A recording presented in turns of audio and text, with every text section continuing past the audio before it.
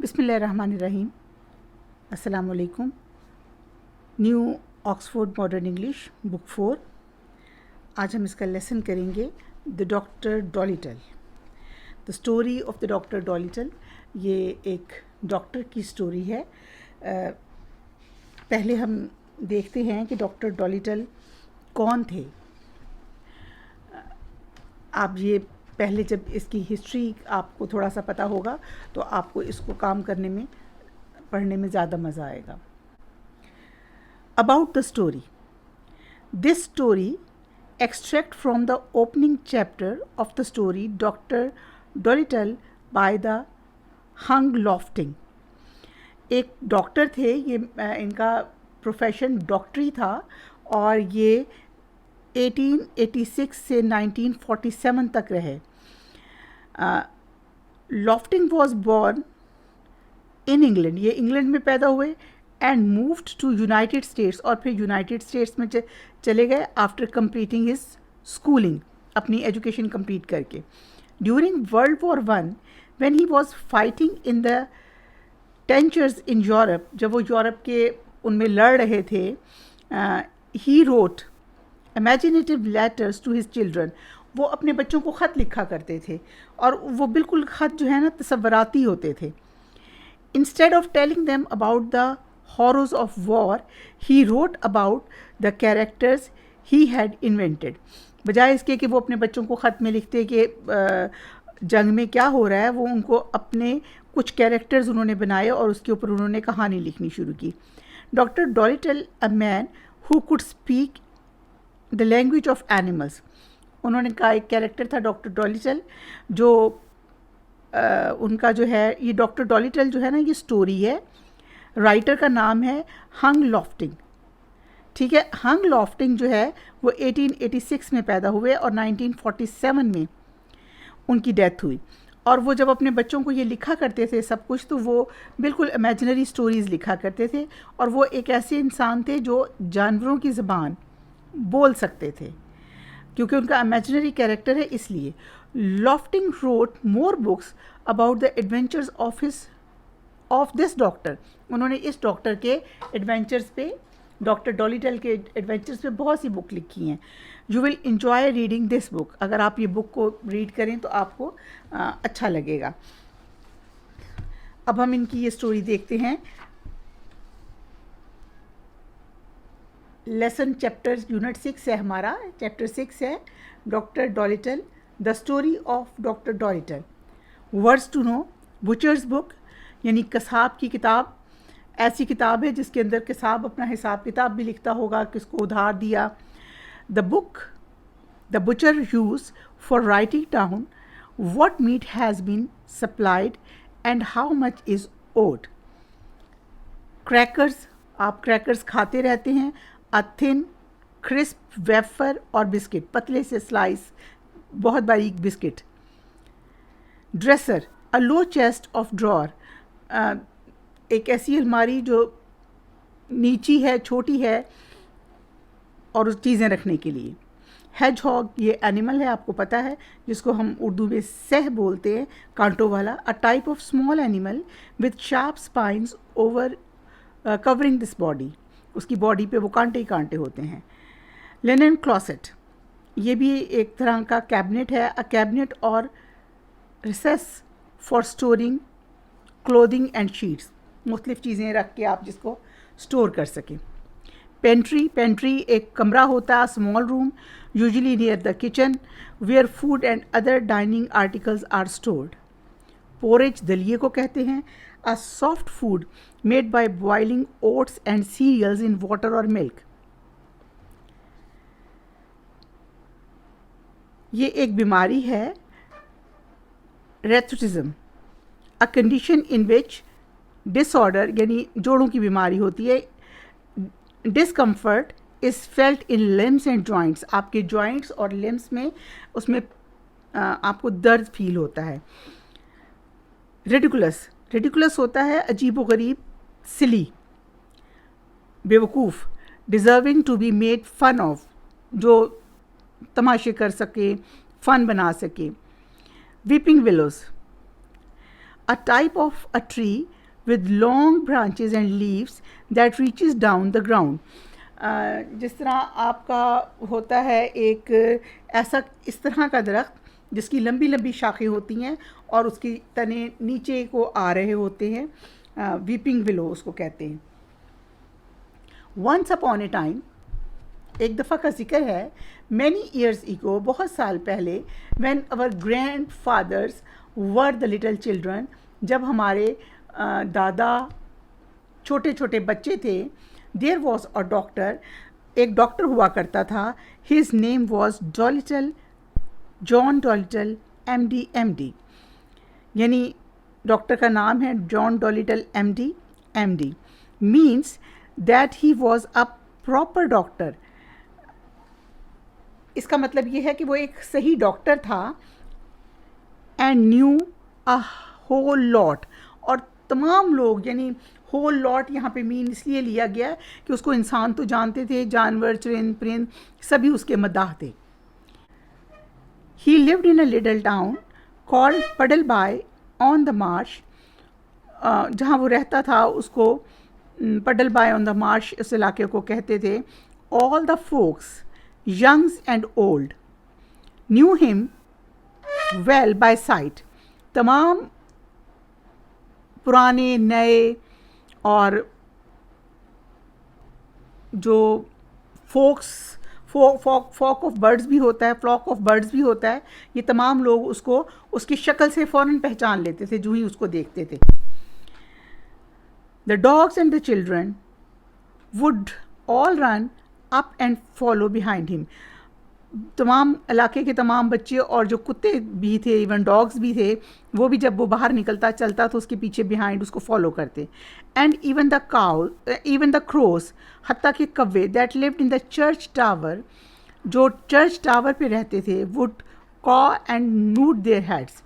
जब वो चलता तो उसके साथ साथ चलते और उसके ऊपर बोलते कव्वे की आवाज़ और अपना सर हिलाते. The house he lived in, घर जिसमें वो रहता था, on the edge of the town, town के बीच में नहीं था बल्कि टाउन के साइड पर, किनारे पर था. The house he lived in, जिस घर में वो रहता था, on the edge of the town, was quite small, बहुत छोटा सा था. But his garden was very large and had a wide lawn and stone seats. यानी उसका गार्डन बहुत बड़ा था और उसके अंदर बहुत खुला लॉन था जिसके ऊपर पत्थर की सीटें बैठने के लिए रखी हुई थी. And weeping willow hanging over, और बड़े बड़े वीपिंग विलो के जो तने थे, दरख्त थे, टहने थे, उसके ऊपर फैले हुए थे. His sister Sarah Dolittle was the housekeeper for him. उसकी बहन सारा डॉलिटल उसकी हाउस कीपर या उसकी घर की रखवाली करने वाली मेंबर थी. He was very found of animals, वो जानवरों का बहुत शौकीन था. And kept many animals of pets, और उसने बहुत से जानवर बतौर पालतू जानवर रखे हुए थे. Beside the gold fish in the pond, जैसे गोल्ड फिश एक तालाब में at the bottom of the garden के अंदर रहती थी. He had rabbits in the pantry, और उसका जो एक स्टोर था उसके अंदर बहुत से रैबिट रहते थे. White mice in his piano, जो उसका पियानो था उसके अंदर चूहे रहते थे वाइट कलर के. A squirrel in the linen closet, और उसकी अलमारी में, लिनन क्लॉसेट में उसकी गुलहरियाँ रहती थी. And a hedgehog is in the cellar, और हैज हॉग भी उसके स्टोर में रहता था. He had a cow with a calf too, उसके पास एक गाय थी और उसका बछड़ा था. And an old lame horse, और एक लंगड़ा घोड़ा था, 25 ईयर्स ऑफ एज, जिसकी उम्र 25 साल थी. एंड चिकन्स, और मुर्गियाँ थीं. एंड 2 लैम्स, और 2 भेड़ें थीं. एंड मैनी अदर एनिमल्स, और बहुत से और जानवर थे. बट हिज फेवरेट पेट, लेकिन उसके जो फेवरेट पालतू जानवर थे, his favourite pets were Dab Dab the duck, ये डक का नाम है, Dab Dab duck. Dip the dog, उसके कुत्ते का नाम था डिप. एंड पॉलिनीसिया द पैरट, और तोते का नाम था Polynesia, and the owl Tootoo, और उसके आउल का नाम था टूटू जो उसके साथ रहते थे. What would have been the good, इससे क्या अच्छा होता, said Polynesia. Dusting some cracker crumbs off her left wing, अपने उल्टे विंग से उसने क्रैकर, एक बिस्किट, पतला सा बिस्किट झाड़ते हुए कहा, you want have understand me if I had, अगर मैं ऐसा करता, यानी मैं वो वाली ज़बान बोलता, तो तुम मुझे समझ ना सकते. टेल मी सम मोर, मुझे कुछ और बताओ, सेड द डॉक्टर, डॉक्टर ने कहा. ऑल एक्साइटेड, बहुत ज़्यादा क्यूरियोसिटी से, दिलचस्पी से, एक्साइटमेंट से. And rushed over the dresser drawers and came back with the butchers book and a pencil. वो जल्दी से एंड रशेज ओवर द, उस दराज की तरफ उठ के गया जहाँ से वो, जिस किताब में वो बुचर्स का हिसाब लिखता था, जो गोश्त लेता था, और पेंसिल और वो किताब लेकर आया. Now I don't go too fast, अब मैं बहुत तेज़ नहीं जाऊँगा. And I will write it down, और मैं इसको लिखूँगा. दिस इज़ इंटरेस्टिंग, ये बहुत मज़ेदार है, दिलचस्प है. वेरी इंटरेस्टिंग, बहुत दिलचस्प है. समथिंग क्वाइट न्यू, कुछ बिल्कुल नया है. Give me the birds ABC first, पहले मुझे परिंदों की ABC सिखाओ. स्लोली नाउ, आहिस्ता आहिस्ता, आहिस्ता अब. So that was the way doctor came to know the animal had a language of their own. इस तरह ये एक तरीका था जिससे डॉक्टर को ये पता चला कि जानवरों की अपनी ज़बान होती है, and could talk to one another, और वो इससे एक दूसरे से बात करते हैं.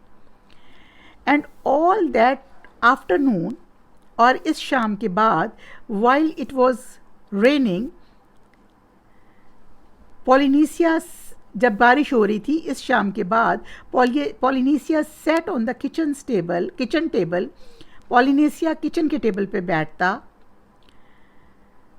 Giving him words to put down in the book, और उसको वो अल्फाज बताता जो वो अपनी डायरी पे नोट करता. ये डॉक्टर साहब बैठे हुए और वो अपनी डायरी पे वो वर्ड्स नोट करें जो ये तोता बता रहा है. हंग लॉफ्टिंग की पोइम है, स्टोरी है, सॉरी, हंग लॉफ्टिंग की स्टोरी है, और उसके नावल का ये बिल्कुल ही इब्तदाइया से ली गई है. अब हम इसकी एक्सरसाइज सॉल्व करेंगे. Now exercise of the lesson, मैंने कोशिश की है कि आपके लिए जो उसकी कॉम्प्रीहेंशन है उसके छोटे छोटे नोट्स आपको दे सकूं, ताकि आप उसको आसानी से कॉपी कर सकें. क्वेश्चन नंबर ए है, Who followed डॉक्टर्स डॉलिटल, डॉक्टर डॉलिटल के पीछे कौन उसको फॉलो करता था, कौन चलता था. आंसर है इसका the dog and the children, कुत्ते और बच्चे. क्वेश्चन नंबर 2 देखिए, B part. Did doctor Dolittle live alone, क्या डॉक्टर डॉलिटल अकेला रहता था? No, he lived with his sister Sarah. Question C, how many different kinds of pets lived with Dr. Dolittle? कितने मुख्तलिफ किस्म के पेट्स डॉक्टर डॉलिटल के साथ रहते थे? क्वेश्चन नंबर सी का आंसर देखिए. बहुत से एनिमल्स उसके साथ रहते थे डॉक्टर डॉलिटल के साथ. A duck, a dog, a parrot, N owl, goldfish, rabbits, white mice, a squirrel, a hedgehog, a cow, and a calf,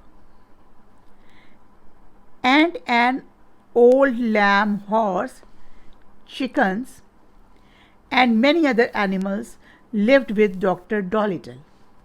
और बहुत से जानवर डॉक्टर डॉलिटल के साथ रहते थे. नाउ क्वेश्चन नंबर डी देखिए अब आप. What did Dr. Dolittle have to say about the best people, doctor Dolittle ने बेस्ट पीपल के बारे में क्या कहा अपनी सिस्टर को? क्वेश्चन नंबर डी है आपका ये. ही सेज, उसने कहा he likes the animals better than he likes the best people, कि जो जिन बेस्ट पीपल से ज़्यादा वो एनिमल्स को पसंद करता है. Now question number E. Who gave Dr. Dolittle the idea to become an animal doctor? ये तो बिल्कुल सिंगल वर्ड का एक आंसर है इसका. ई का आंसर देखिए, the cat's meat man. The cat's meat man. Cat's meat man उसको अपना स्टमक एक के लिए, पेट दर्द की दवाई लेने के लिए आया था और उसने कहा कि आप जो हो जानवरों के डॉक्टर बन जाओ, इससे बेहतर है. अच्छा, ई के बाद देखिए F. What did the parrot say to Dr. Dolittle in its own language? What did that mean in English? उसका इंग्लिश में क्या मतलब था और उसने डॉक्टर डॉलिटल को अपनी ज़बान में पैरट ने क्या कहा था? पैरट ने कहा, she says खा खोई ई फी फी, which means is the porridge hot yet? Now question number G देखिए. What did Dr. Dolittle write in his butcher's book? Doctor Dolittle अपनी बुचर बुक पे क्या लिखता था?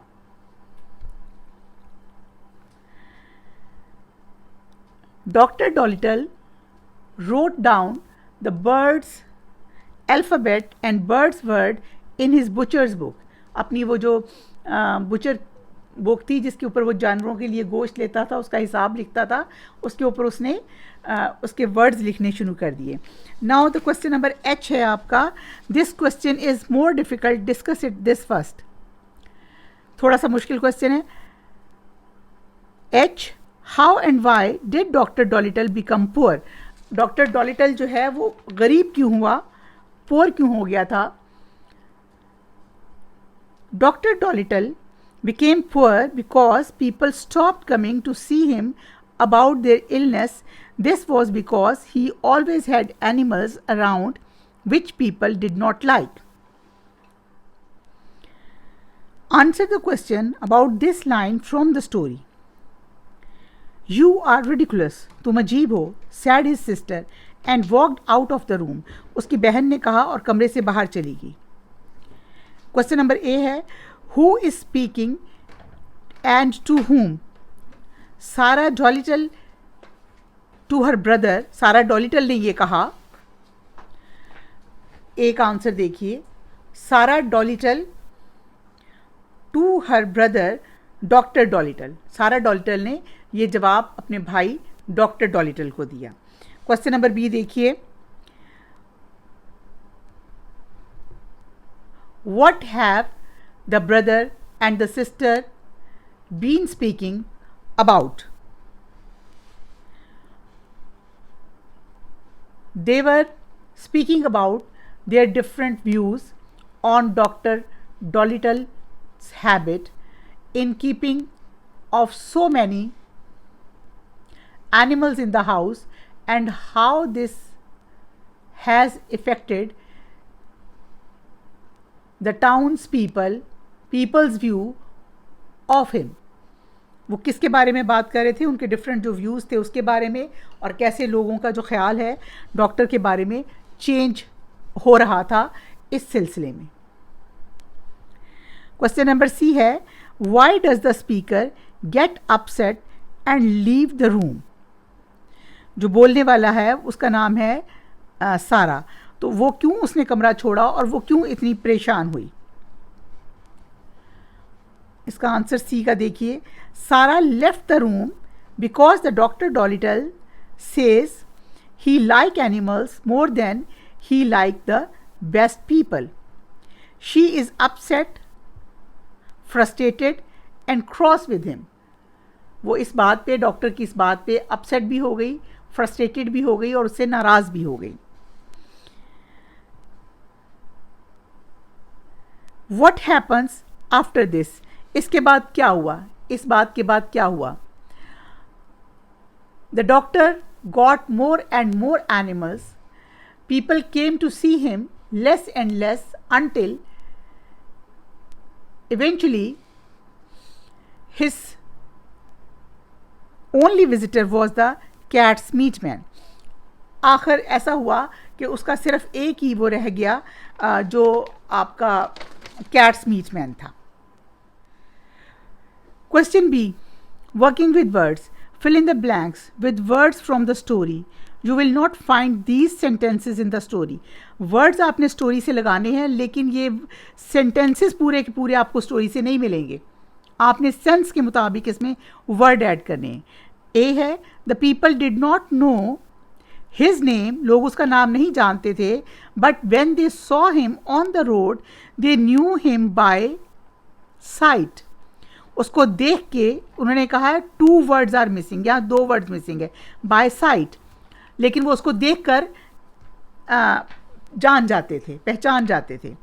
बी है इसका, doctor Dolittle's house was not in the town but on the edge of the town. Town के अंदर नहीं था बल्कि टाउन के एज पर था, किनारे पर था या बाहर की तरफ था, एज पे. सी देखिए, the doctors dash pets were a duck, a dog and a parrot. The doctors favourite pets, favourite आएगा यहाँ, डॉक्टर के पसंदीदा पेट कौन से थे. डी है, the children were not happy and dash all day because they could not go out. The children were not happy and grumbled all day. ये आपने खुद ढूंढ के सोच के लगाने हैं. He wore such a dash hat that the other all laughed and made fun of him. ये हमारी स्टोरी के सेंटेंसेस नहीं हैं. He wrote such a ridiculous, अजीबो गरीब हैट वो पहनता था जिसको देखकर लोग उस पर हंसते थे.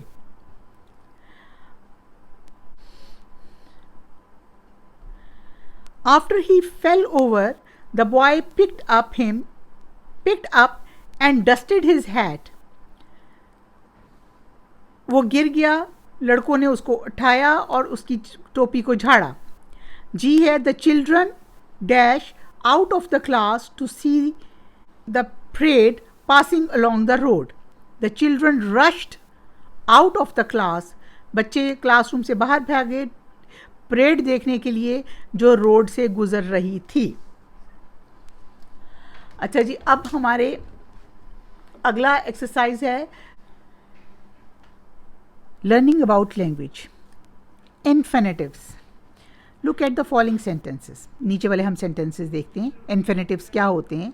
She never came to see him any more. To see यहाँ इन्फिनेटिव है और वर्ब है, सी में ना देखना, इन्फिनेटिव वर्ब्स हैं ये. शी स्टार्टेड टू लिसन, उसने सुनना शुरू कर दिया. The verbs underlined above are called infinitives. Usually infinitives have the words to. जितने verbs हैं जिनके साथ ये to आता है in front of them. Sometimes an infinitive is the subject of a sentence. Sometimes जो है subject भी infinitive होता है. उसकी example देखिए. To work is difficult. अब यहाँ वर्ब है work, to work is difficult, लेकिन यहाँ इन्फिनेटिव टू वर्क है. Sometimes an infinitive is used as an object. She tried to climb the steep hillside. She tried to climb वो कोशिश कर रही है ऊपर चढ़ने की, द स्टीप हाई साइड, पहाड़ी के ऊपर की तरफ को. Underline the infinitives in the following sentences. In some sentences there are no infinitives. कुछ एक आधा सेंटेंस ऐसा है जिसमें इन्फिनेटिव नहीं है, हम करेंगे तो हमें पता चल जाएगा. The boy wanted to enter, देखिए इसके साथ टू आ रहा है, एंटर वर्ब है, to enter is infinitive verb, the playground. He tried to climb, to आ रहा है, to climb the high wall around the playground. Number C, when he got the top, the peak keeper saw him. अच्छा, यहाँ पे when he got to the top, यहाँ पे verb के साथ से पहले to नहीं आ रहा, ये no infinitive verb, ये got जो है infinitive verb नहीं है. The keeper tried to catch him, to catch verb है पकड़ना, to catch infinitive verb है. He looked at the keeper and decided to jump. ये हमारे infinitive verbs थे. अब हमारा next है direct indirect. डायरेक्ट क्या होता है कि कोई भी आपको बात डायरेक्ट पता चल जाए. Look at the following sentences. Direct speech. There are plenty sad Polynesia. Polynesia ने कहा, क्या कहा कि वहाँ बहुत से हैं सैड पॉलिनेशिया. लेकिन इनडायरेक्ट अब हम बता रहे हैं कोई आपको कि जैसे आप मुझे बताना चाह रहे हैं तो आप बताएंगे पॉलिनेशिया सैड दैट, पॉलिनेशिया ने कहा कि देयर वर प्लेंटी, वहाँ बहुत से हैं, बहुत से थे. यहाँ ऊपर के सेंटेंस में आ रहा है देयर आर प्लेंटी, वहाँ बहुत से हैं सैड पॉलिनेशिया, यानी पॉलिनेशिया जो पैरेट है उसने कहा कि देयर आर प्लेंटी डॉक्टर्स थे ना. तो यहाँ इनडायरेक्ट में हम बता रहे हैं, अब हम बता रहे हैं कि पॉलिनेशिया ने क्या कहा. Polynesia said that there were plenty, कि वहाँ बहुत से हैं. अब हमें ये एक्सरसाइज करनी होगी कि इसको हम कैसे सॉल्व करेंगे. Direct speech tell us the exact word. Direct speech जो है वो हमें एग्जैक्ट वर्ड बता देती है of the speaker. Indirect speech is a speech that reported by someone else, जो उसके अल्फाज कोई और बताए, तो उसको हम कहते हैं इनडायरेक्ट स्पीच. अच्छा, यहाँ देखिए अब, my father is a carpenter he said, यानी my father is a carpenter, मेरे वालिद कारपेंटर हैं. उसने कहा, आपको डायरेक्ट बता दिया, लेकिन अब आप बताएं कि उसने क्या कहा. ही सैड, ये पहले आप लगा देंगे क्योंकि उसने आपको बताया था. ही सैड दैट, क्या कहा था उसने आपसे, his father was a carpenter, यानी वो अब आप उसकी तरफ से बता रहे हैं. उसने तो आपको बता दिया कि my father is a carpenter he said, लेकिन अब इनडायरेक्टली आपने बताना है. He said that his father was a carpenter. अच्छा, नंबर बी देखिए. I have a good idea said the girl. मेरे पास एक अच्छा आइडिया है, लड़की ने कहा. अब आप बताएं लड़की ने क्या कहा. The girl said that he had a good idea. आप बता रहे हैं ना, आप किसने कहा था, लड़की ने कहा था. The girl said that he had a good idea, क्योंकि ये पास्ट टेंस में बताएंगे क्योंकि आपको वो बता चुकी है. नंबर सी देखिए. I am a greatest magician in the world said the old man. किसने कहा, ये ओल्ड मैन ने कहा. क्या कहा कि वो एक ग्रेटेस्ट मैजिशियन है इन द वर्ल्ड. अब आप कैसे बताएंगे. The old man said that he was the great magicians in the world. आपको उसने बताया, अब आप बता रहे हैं कि ओल्ड मैन ने क्या कहा कि वो एक ग्रेट मैजिशियन है दुनिया का.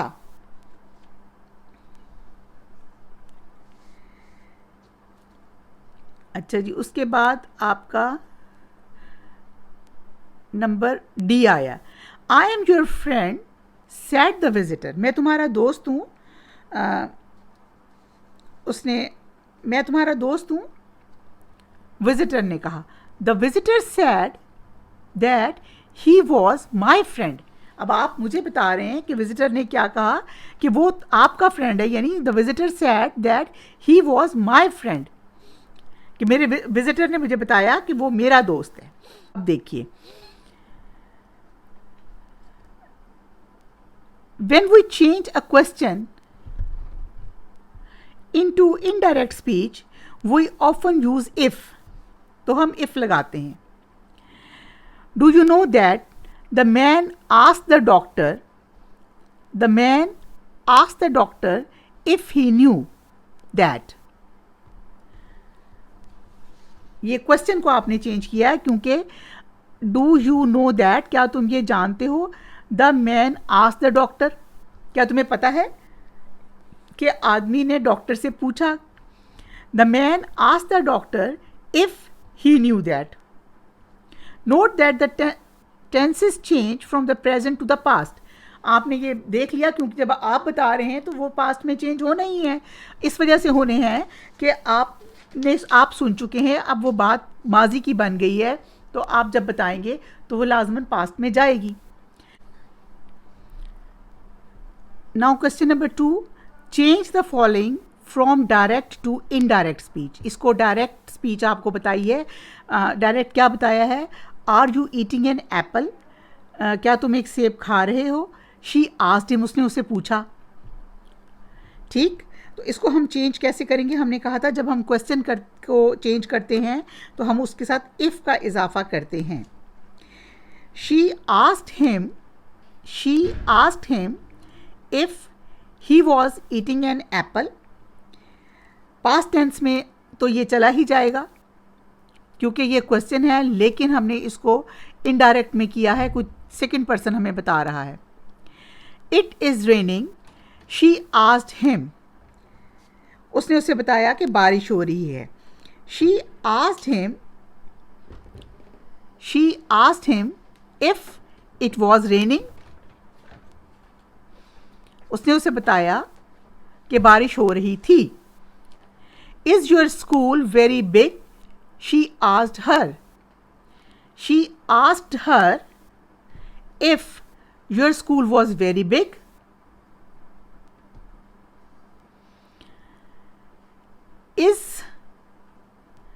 Is the meeting over, they asked him, उन्होंने उससे पूछा कि मीटिंग ख़त्म हो गई है.